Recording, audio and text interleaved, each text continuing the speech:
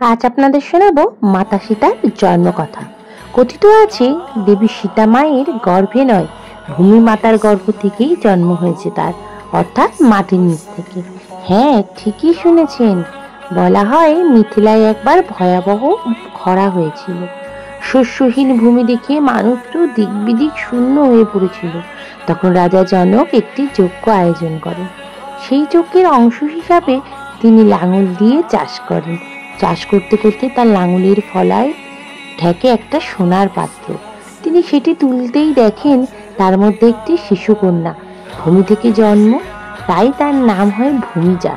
লাঙলের রেখা থেকে আগত, তাই তার নাম হয় সীতা।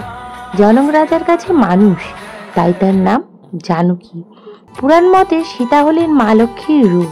নারায়ণের অবতার রামের সঙ্গিনী হতেই এই পৃথিবীতে তার আগমন।